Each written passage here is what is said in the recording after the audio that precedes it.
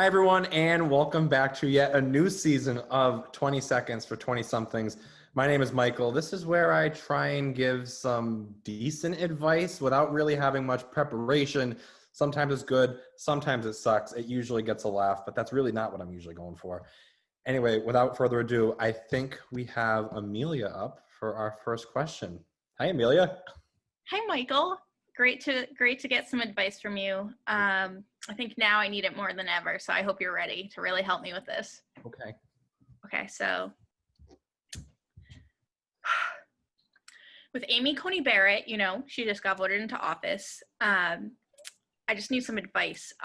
What rights should I be worried about losing first, and what can I do to prepare myself? You know how much I hate talking politics? Literally every week we talk about politics. I'm like, oh God almighty, I don't like this. Amelia, I'm gonna totally ignore your question and try and send you on a different route here. I think you should focus on what you can do to protect your rights. I think you should focus on what you care most about. Talk to your friends, talk to your family, talk to the politicians, try and get some input from them, try and give some input to them. Don't panic until we cross that bridge. I'm gonna say, just try and stay calm and take care of yourself and don't freak out. I'm sorry that was lame, but that's what I'm gonna give you. You're gonna dodge my question altogether? Absolutely, you can go away now. Bye, Amelia. Next question. I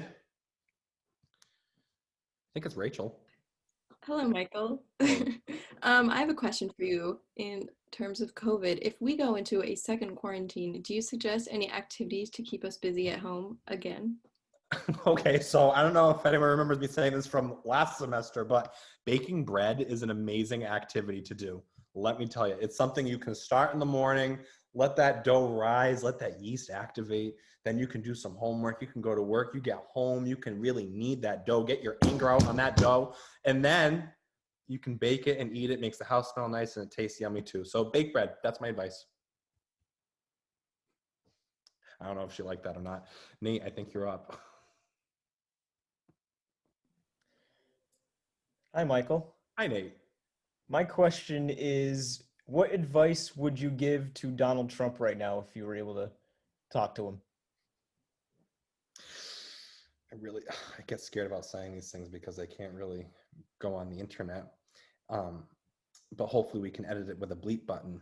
And I'm sorry if I'm offending anyone, but this is my, again, own personal opinions. I would tell Donald Trump to get the f out. He lost. Honestly, just be respectful, do a little speech, accept that you lost, and move on. Swallow your pride.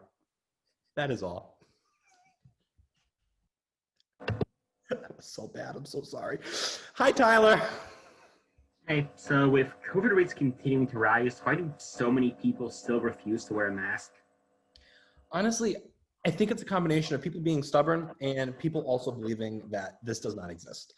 I think until you realize, until you have a personal connection, until you see that this really is killing people, it's killing your grandparents, then it takes a lot to kind of just suck it up and put a mask on. Because yeah, it's uncomfortable. Yeah, we can't read people's faces. Yeah, honestly, the only benefit from it is it might be making me lose some weight because my mouth is covered. But aside from that, it's something that we have to do. And it's not just to protect other people, it's something to protect yourself. So until there's something that kind of hits close to home, it's difficult for people. That's my opinion. I need like some confirmation that you guys are appreciating my advice. I'm kind of scared you don't like it. All right, who's next? Michael. Hi, Quigs. Okay, I have a burning question. Okay. How, if someone does not believe in astrology, do I explain to them that they're acting like a lunatic because of the stars? What I would do is I would take a heavy object, whether it be like a book or maybe a water bottle, smack them over the head, smack them, and then they're gonna see stars and you say, hey, tell me where those stars came from and tell me that's not affecting the way that you're acting right now. Okay, killer advice. Thank you. Hey, thank you. See you next time. Oh my God, I'm so bad. Who let us do this? All right, who's up next? Hello, Hey, Brian. Hey, here's my question for you. All right. So recently in Rhode Island, we just had an earthquake. Did you happen to feel it, and what was your reaction to it? Yeah, I was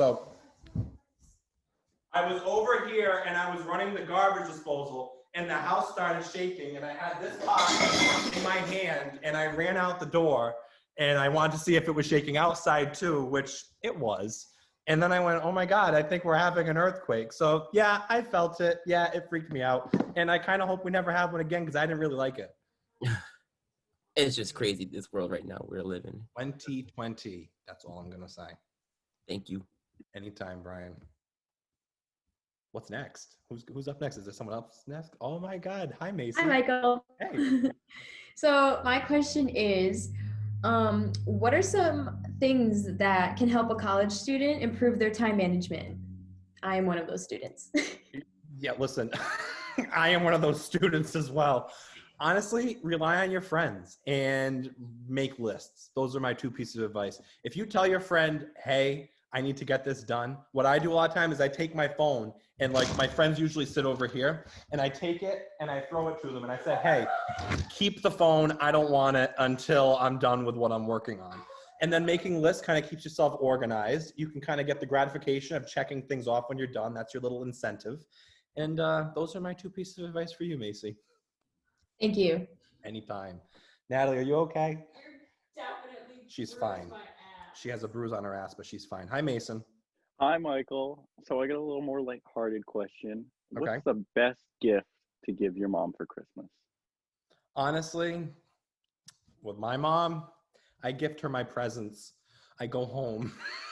I give her a hug, handwritten cards, something that's thoughtful. When we were younger, when my brother and I were younger, my dad started this special book, Mommy's Special Book. And literally, we couldn't even write yet. But every Mother's Day and every birthday, my mom's birthday, we'd write in the book. And I can see, like, since I was a little kid, progressing every single year, like what I've written to her. And it brings tears to her eye every single year. So it's not always about a physical object. It's not about something that has value. It's more about the sentimental and emotional value. Because, come on, we know most moms are kind of sucker for those things, right? Absolutely. I know my mom is. For sure. That's my advice. Thank you, Michael. You're very welcome, Mason. And with that, now that we've subjected you to that, oh, wait God. a minute, I have a question. I'm coming live from the Four Seasons Landscaping Company. I have a question. Were you at the sex shop next door? Because if you are, you weren't allowed to be here. Go away. I have a question. It's very serious, and this will end it. So I have a colleague that has an addiction to Peeps. I found out that she has a secret addiction to Peeps. What should I tell her about that? I don't think it's so much what you should be telling her. And when we talk about Peeps, we mean like the marshmallow things, right? Correct. Okay, so you get her some Peeps, but you inject the Peeps with something. Not like a drug. I'm talking like mayonnaise or something gross. And then you give her the Peeps and you say, hey, coworker, how were those Peeps?